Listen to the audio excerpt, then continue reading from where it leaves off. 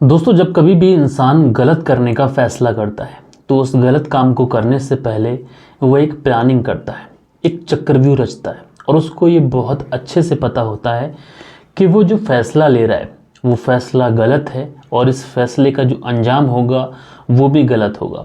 और सब कुछ जानते हुए भी इंसान जो है गलत रास्ता चुनता है, लेकिन उस समय तो उसको ये लगता है कि वो जो कर रहा है वो सही है, जो उसने सोचा वो सही है, जो वो बोल रहा है वो सही है, लेकिन असल में ऐसा नहीं होता है। दोस्तों, अगर कोई व्यक्ति क्राइम का रास्ता अपनाता है तो उसके जो परिणाम होते हैं यकीनन वो एक ना एक दिन सामने आते हैं। और दोस्तों, आज की घटना भी एक ऐसी घटना है जिसमें एक व्यक्ति एक ऐसा फैसला लेता है जिसकी वजह से एक व्यक्ति की जान चली जाती है और कई जिंदगियां अब शायद ही पूरी ज़िंदगी हवालात के पीछे रहें। तो आज की इस घटना में क्या हुआ था, इस घटना की परत दर परत, पॉइंट टू पॉइंट मैं आप लोग को बताऊंगा। बस आप लोग वीडियो में अंत तक बने रहें। तो दोस्तों, रात के 10 बज चुके हैं और मैं हूं आप सभी का अपना शावेज़ मलिक और हाजिर हूं आप लोगों के सामने एक और क्राइम की कहानी को लेके, एक और क्राइम की घटना को लेके। दोस्तों, कल के दिन जिन लोगों ने भी कमेंट्स किए थे उनके कमेंट्स वीडियो के अंत में मैं अपने व्यूअर्स के साथ में शेयर करूंगा।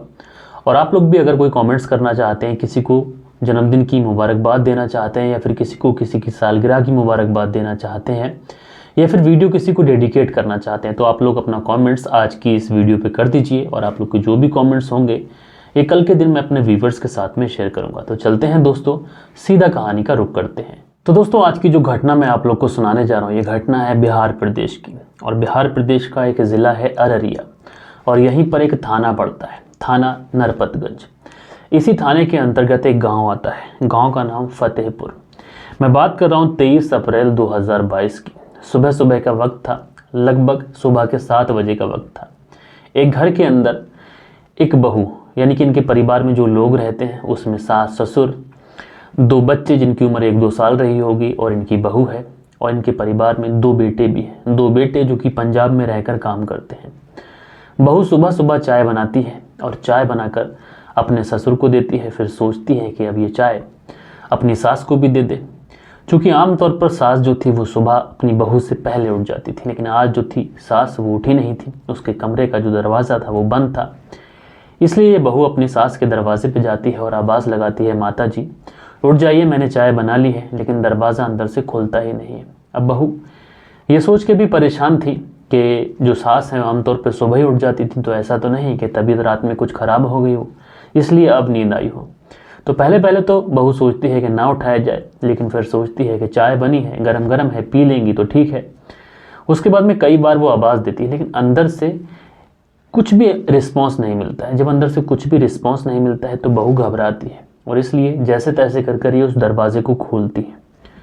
अब जब दरवाजे को खोलकर जैसे ही ये अंदर जाती है तो यहाँ पर जो माजरा था, जो पूरा मामला था, उसे देखने के बाद में इस बहू के पांव तले से ज़मीन खिसक जाती है।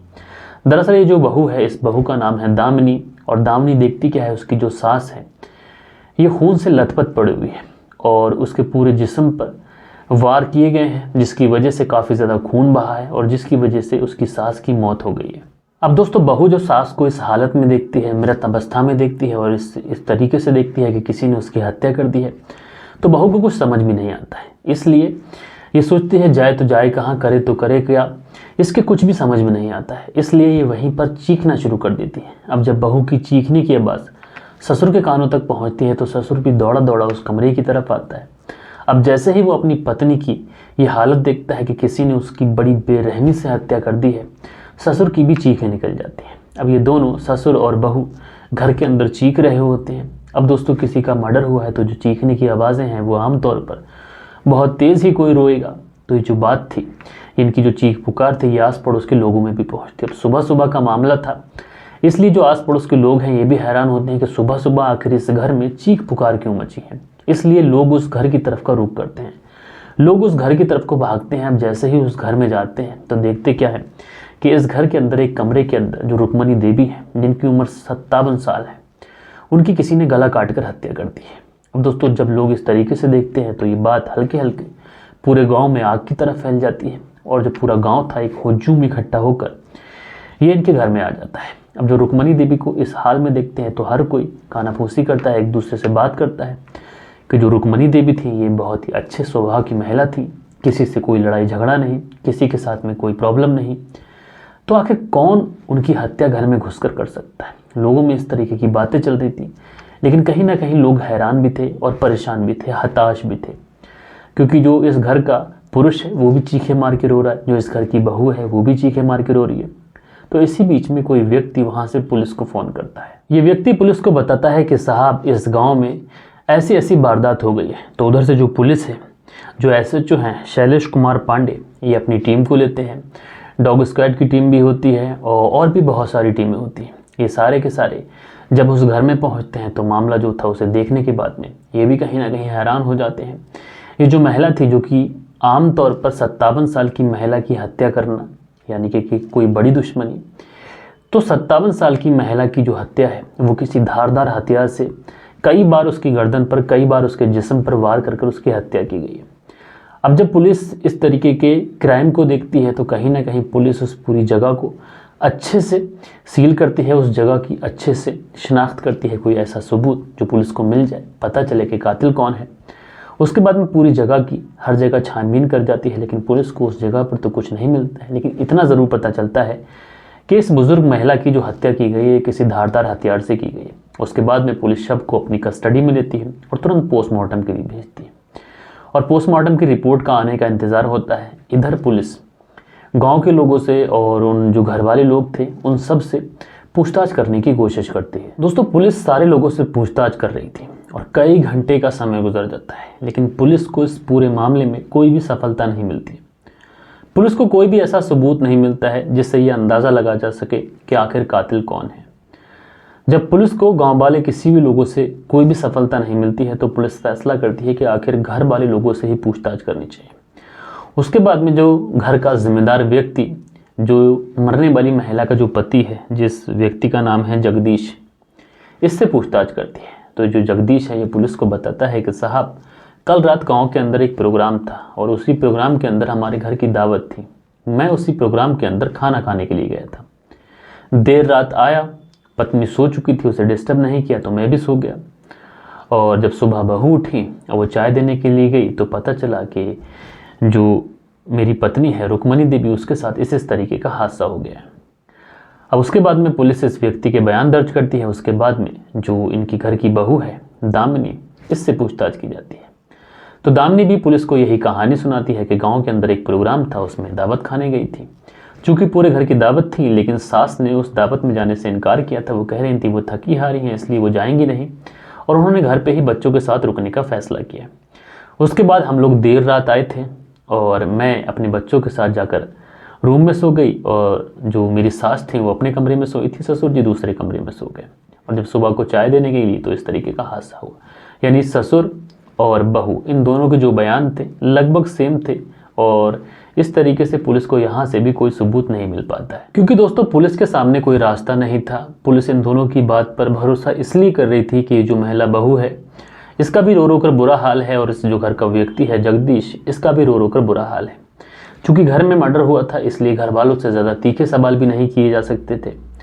अब दोस्तों पुलिस इनकी बात पर यकीन करती है। उसके बाद में धीरे धीरे पुलिस अपनी जांच शुरू करती है, और इधर जो इस महिला के बेटे थे जो दोनों पंजाब में काम कर रहे थे, उन दोनों बेटों को भी अपनी माँ की मौत की खबर मिलती है। वो दोनों बेटे भी रोते हुए, बिलखते हुए, दौड़े दौड़े अपनी माँ से मिलने के लिए आते हैं, उसे आखिरी विदाई देने के लिए आते हैं। लेकिन दोस्तों इन दोनों बेटों का रो रो कर बुरा हाल था। ऐसा कोई भी व्यक्ति नहीं था उस समय उस गांव का जो रोया ना हो, क्योंकि जो रुक्मणी देवी थी इनका जो स्वभाव था वो बहुत अच्छा था। इनकी जो वाणी थी बहुत ज़्यादा मीठी थी। लोग इनसे बात करना पसंद करते थे, लोग इनके पास बैठना पसंद करते थे, इसलिए पूरे गांव में एक गम का माहौल था। लेकिन पुलिस के सामने मुश्किलें और बड़ी थी, क्योंकि पुलिस के सामने जो सवाल थे अभी तक उसमें से एक सवाल भी हल नहीं हो पाया था, और कातिल का कोई पता नहीं था। पुलिस अलग अलग करके सबसे पूछताछ कर रही होती है, शायद पुलिस को कोई क्लू मिल जाए। और इसी पूछताछ के बीच में पुलिस के सामने एक बच्चा आता है। इस बच्चे की उम्र 7 से 8 साल के बीच रही होगी। ये बच्चा पुलिस से कहता है कि पुलिस अंकल, मैं तुम्हें कुछ बताना चाहता हूँ। तो पुलिस जो है उस बच्चे की बात को काफ़ी ज़्यादा महत्व देती है, क्योंकि एक बच्चा जिसकी उम्र मात्र 7 साल के आसपास है और वो बच्चा पुलिस को कुछ बताना चाहता है तो काफ़ी इम्पोर्टेंट हो जाता है। इसलिए पुलिस उस बच्चे की बात पर ध्यान देती है तो वो जो बच्चा है वो बताता है कि पुलिस अंकल, इस घर के अंदर 2 बच्चे हैं, एक बेटा एक बेटी। मैं अक्सर उन बच्चों के साथ खेलने आता था। एक दिन जब मैं घर के अंदर आता हूँ तो देखता क्या हूँ कि जो इस घर का ससुर है और जो इनकी बहू है दामिनी और जो ससुर है जगदीश, इन दोनों को वो बच्चा आपत्तिजनक हालत में देखता है। जैसे जैसे उस बच्चे ने देखा था वैसे वैसे उसने पुलिस को बताया। अब दोस्तों, पुलिस जब बच्चे की बात सुनती है तो पुलिस भी एकदम हैरान हो जाती है, क्योंकि गांव में अभी तक इस बात का किसी को भी कोई पता नहीं था। और जब बच्चा ये बात बताता है तो गांव वाले भी कहीं ना कहीं हैरान होते हैं।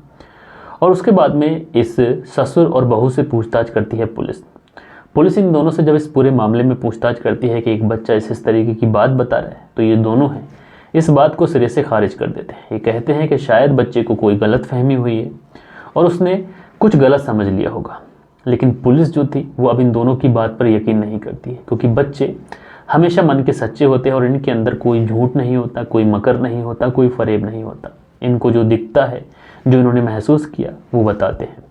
इसीलिए कोर्ट के अंदर भी बच्चे की गवाही को काफ़ी ज़्यादा महत्वपूर्ण समझा जाता है। इसलिए पुलिस भी इस बच्चे की बात पर काफ़ी ज़्यादा ध्यान देती है और उसके बाद में आस पड़ोस के लोगों से थोड़ा और ज़्यादा नज़दीक जाकर बातचीत की जाती है। तो आस पड़ोस के लोग कुछ डरते डरते ये बातें बताते हैं कि इस घर के अंदर कुछ लोगों का भी आना जाना है, क्योंकि जब इनके घर में कोई नहीं होता, बहू अकेली होती है, तो कुछ ऐसे अनजान चेहरे वाले लोग भी इस घर के अंदर आते हैं जिन्हें पहले कभी देखा नहीं।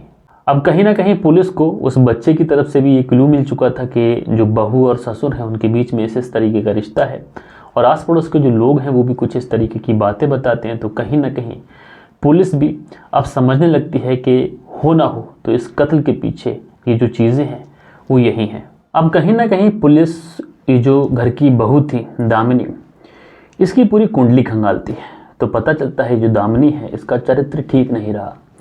शादी से पहले भी इसके गांव के अंदर कुछ लोगों के साथ में अवैध संबंध रहे हैं, और शादी के बाद भी जब इनके घर के 2 बेटे कमाने के लिए पंजाब चले गए थे, तब इसका किसी और मर्दों के साथ भी संबंध रहा। तो कहीं ना कहीं पुलिस को जब ये पूरा मामला पता चलता है और पुलिस को ये भी पता चलता है कि इसके जो संबंध थे वो इसके ससुर के साथ में भी थे, यानी इस बात में सच्चाई थी वो जो बच्चा बता रहा था, इसलिए पुलिस इन दोनों को अरेस्ट करती है और सीधा थाने लेके जाती है। और इन दोनों से जब पूछताछ की जाती है तो कहीं ना कहीं ये दोनों भी पुलिस के सामने टूट जाते हैं। ये महिला पुलिस को बताती है कि दरअसल 5 साल पहले मेरी जो शादी है वो इस घर में हुई थी, और उसके बाद हमारे घर में अक्सर पैसे की तंगी रहती थी, इसलिए घर के जो दोनों बेटे थे ये काम करने के लिए पंजाब चले गए। अब जब पति पंजाब चला गया तो मैं घर में अकेली रहती थी, बोर होती थी। तो उसी बीच में मेरे अवैध रिश्ते बन जाते हैं गांव में ही रहने वाले एक व्यक्ति से, और इस बारे में एक दिन मेरे ससुर को पता चल जाता है। अब जब ससुर को इस बारे में पता चलता है तो दोस्तों ससुर का फ़र्ज़ था कि वो अपनी बहू को समझाता, और जो व्यक्ति इस तरीके का कृत्य उसकी बहू के साथ में कर रहा था उसे भी समझाता। अगर बात समझाने से सॉल्व नहीं होती तो पुलिस का सहारा ले सकता था या फिर कोई और रास्ता।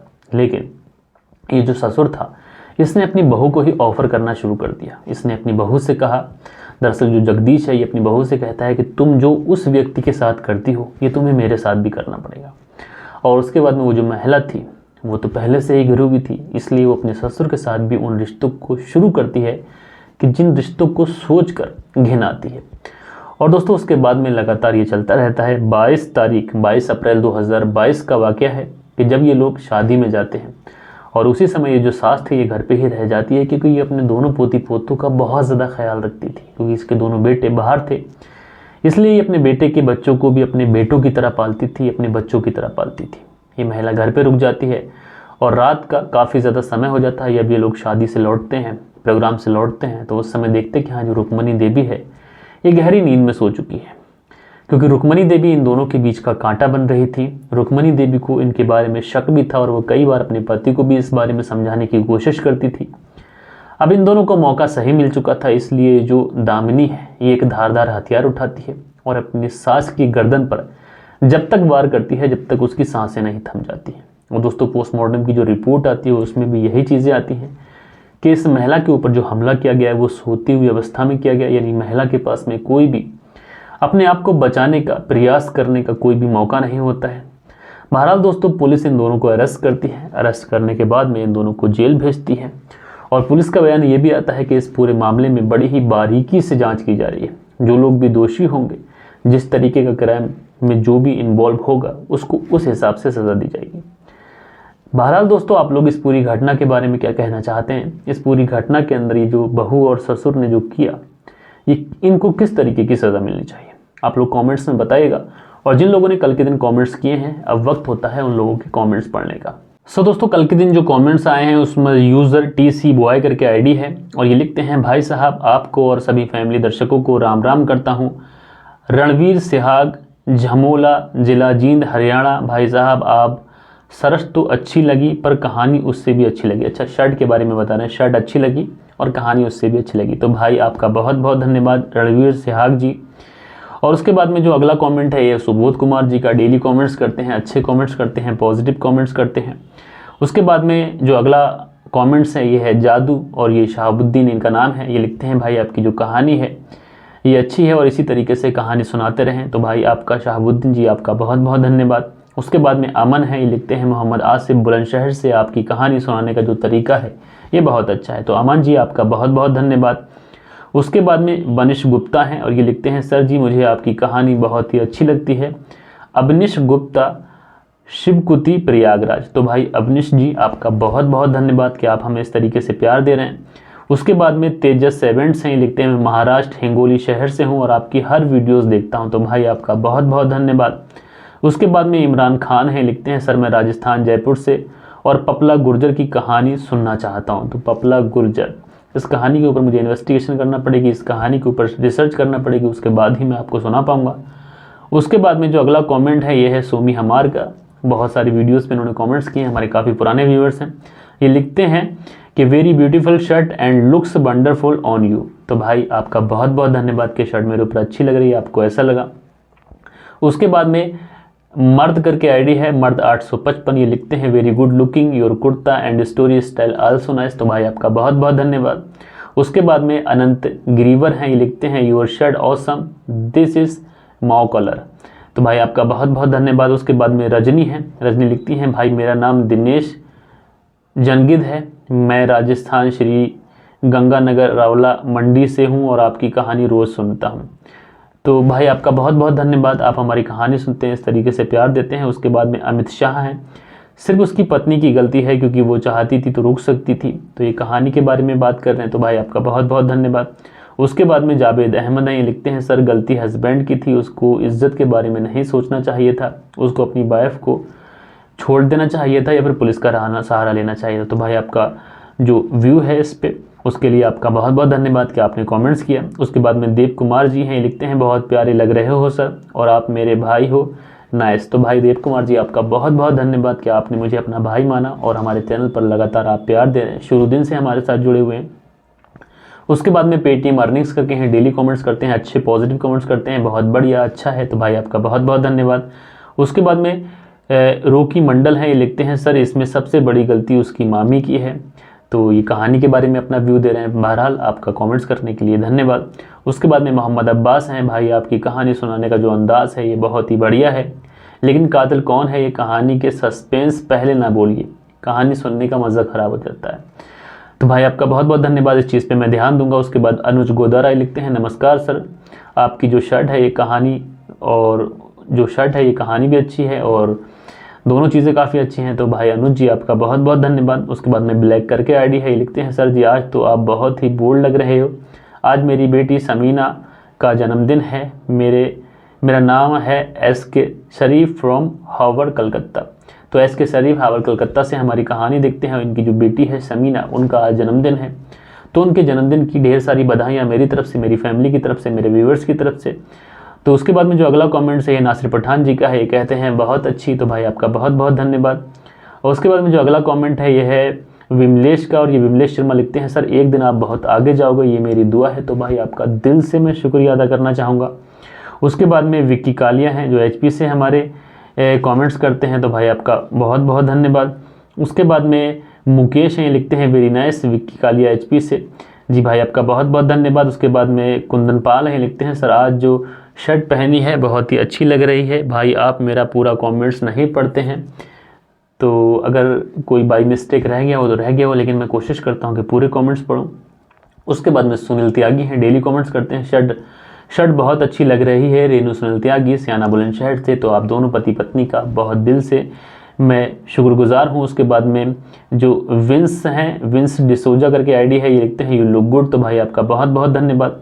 उसके बाद में GST टूअर शॉर्ट हैं, ये लिखते हैं सर जी मैं असम से हूँ और मेरा नाम को क्यों नहीं लेते हैं, मैं आपकी कहानी रोज़ देखता हूँ, मेरा नाम गौरी शंकर रॉय है।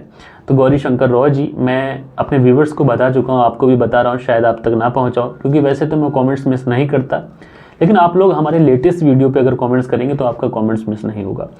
उसके बाद में जो अगला कमेंट्स है, ये काफ़ी एक जोकिंग टाइप में है। इन्होंने लिखा है, मोहसिन सिंह है, और ये लिखते हैं मेरे भाई चीनी लोगों की छोटी हाइट्स है और उसकी तरह आप भी, आपकी जो उम्र है वो भी काफ़ी छोटी लगती है। तो भाई आपका बहुत बहुत धन्यवाद, और आपने इस अंदाज से मुझे मैसेज किया, क्योंकि चीनी लोगों की, मैंने बताया था आपको ना, जो मेरी शर्ट है वो चीनी कॉलर में है, चाइनीज़ कॉलर में, तो उस पर इनका कमेंट्स है। तो चीनी लोगों की हाइट भी छोटी होती है, उनका दिमाग भी छोटा होता है। और उसका जो अगला कमेंट है, डॉक्टर जितेंद्र कुमार शर्मा है, और इनको मैं बहुत अच्छे से जानता हूँ, ये मेरे बहुत पुराने व्यूवर्स हैं मेरे पुराने चैनल से। और इनका कहना है, सर क्या हुआ, आपका चैनल कुछ दिनों से बंद था, पहले आप खड़े होकर कहानी सुनाते थे, आज बहुत दिनों बाद आपको देख रहा हूँ, और जो नया अवतार है ये काफ़ी अच्छा है। तो भाई डॉक्टर जितेंद्र कुमार जी, आपका बहुत बहुत धन्यवाद, आपको मैंने पहचान लिया, क्योंकि मैं अपने व्यूवर्स को, अपने कमेंट्स करने वाले लोगों को कभी नहीं भूलता। बहरहाल दोस्तों, ये कुछ कमेंट्स थे जो आप लोगों ने कल के दिन वीडियो पे किए। आज भी कमेंट्स कर दीजिए जो भी कहना चाहें, और आप लोगों को कहानी कैसी लगी इस बारे में भी बताएं। तो दोस्तों मिलते हैं कल के दिन किसी और वीडियो में, किसी और सच्ची घटना के साथ। जब तक के लिए अपना ख्याल रखें, परिवार के रिश्तों की अहमियत को समझें, परिवार का ख्याल रखें और देश का ख्याल रखें। जय हिंद, जय भारत, वंदे मातरम।